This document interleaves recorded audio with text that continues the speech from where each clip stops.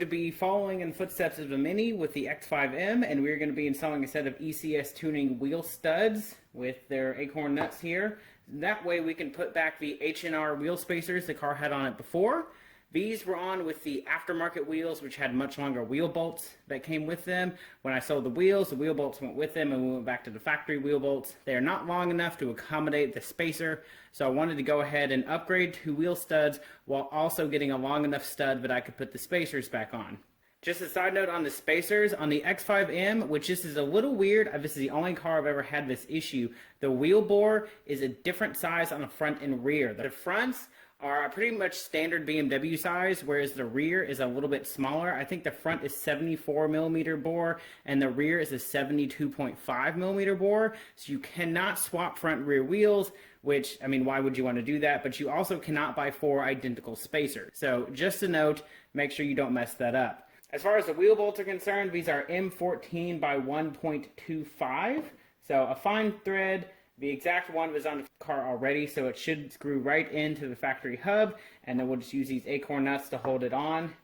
These do have a hole on the end of them for a 5mm hex key, so that's what we're going to use to torque them down to 7 foot-pounds or 84 inch-pounds.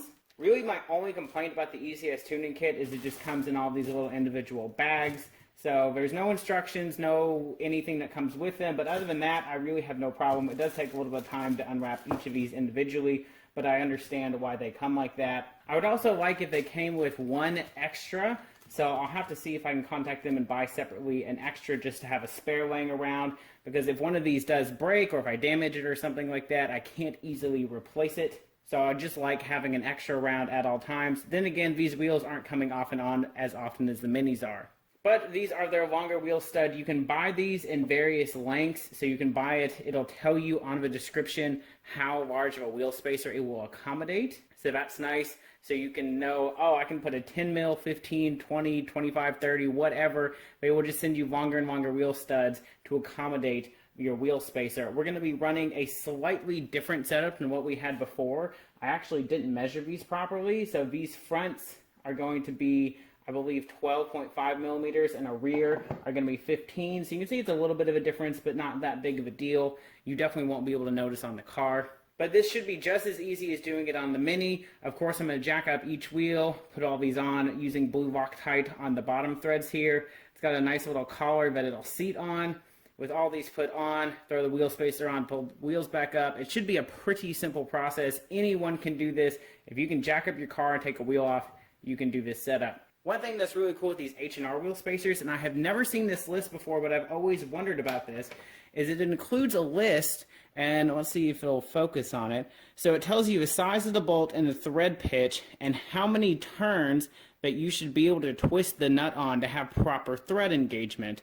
So for example, if you bought these spacers and you didn't have someone like ECS Tuning telling you what spacer you can run, you put your spacer on there, you got M14 times 1.25 right here. You need 9 turns to have adequate engagement to properly hold the wheel on. So I'm going to test that when we're on there. I want to see how many turns we get by putting this all the way on.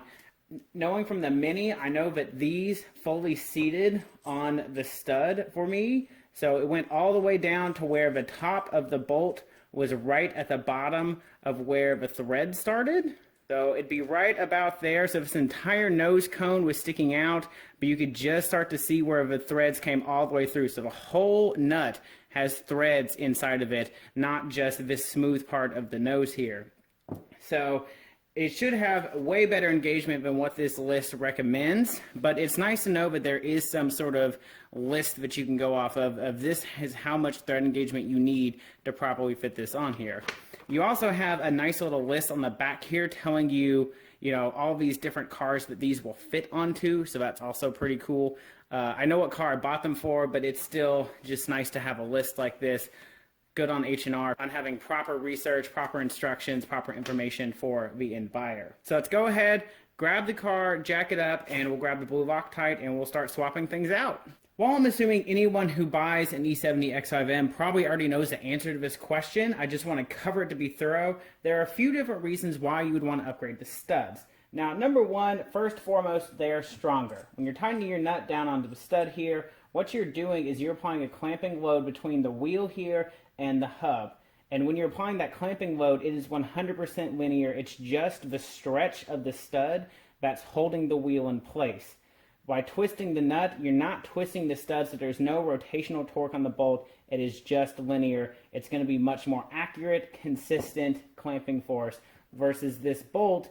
As you're spinning this bolt into your hub, it is applying linear pressure here, which is what's holding this on, but you're also spinning this head. As these start to really grip in there as you get to the higher torque loads, you're going to have inconsistent torque load.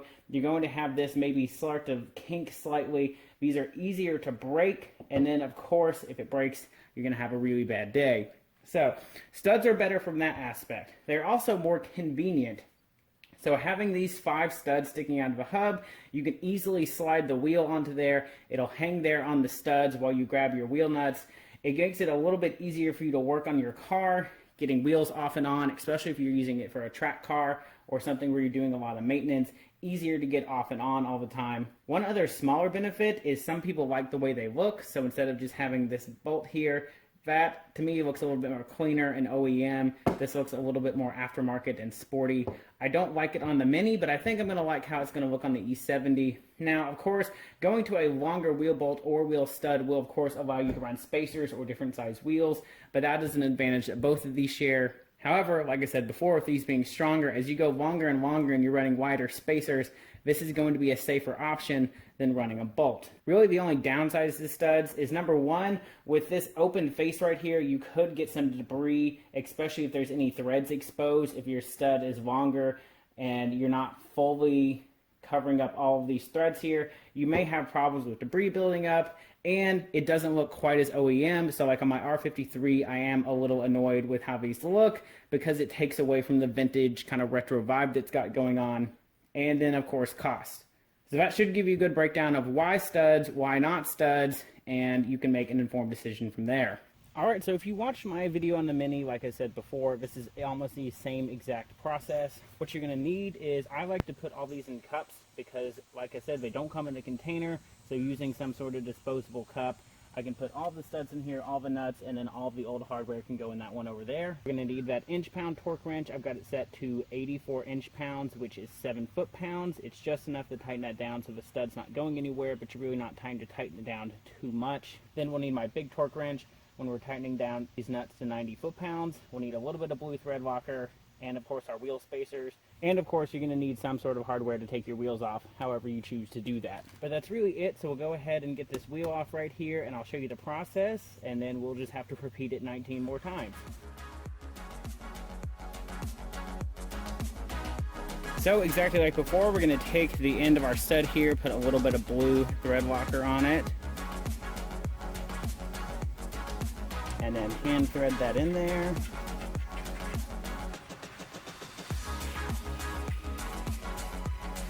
And then we can tighten it down to 7 foot-pounds.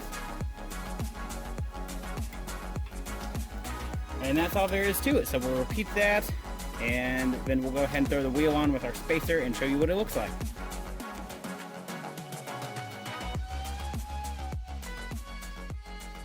Like I said, this is a 12.5mm H&R in the front, 15 in the back. So it's not going to make a huge difference, but I do think it's going to look really nice. I've already checked this on the rear, and you can see these studs a little bit, but because of the little hole in the wheel, it's so much deeper on here than it is on the Mini, you can't see them quite as well. Honestly, I kind of like it a little better on this car than I do on the Mini.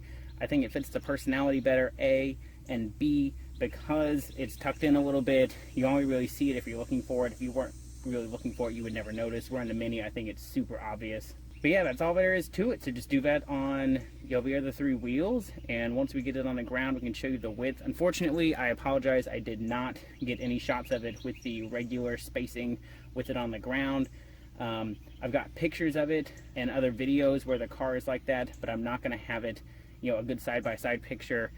but I will show you the end product so you can at least make a decision off of that. So right now we have a 12mm spacer in the front and a 15mm in the rear, and because the rear track is wider from the factory, I think having the narrower spacer in the front just makes it look a little bit too narrow. And as I mentioned before, because they have a larger center bore in the front than in the rear, I can't just swap the spacers. So we picked up a set of 20mm spacers for the front, which should give us a nice balance between the front and the rear, and also fill up that front fender a little bit better. As we come over here to the profile, you can see just how much wider the rear looks. It's not actually that much wider, but it looks much wider, and you still have a large gap right here, but we can go ahead and fill up. So adding this extra 8mm of spacer right here should do perfectly. So I'm going to leave the camera right here. We'll lift it up, swap them out, and then we will switch over, and I'll show you what that extra 8mm has done for us.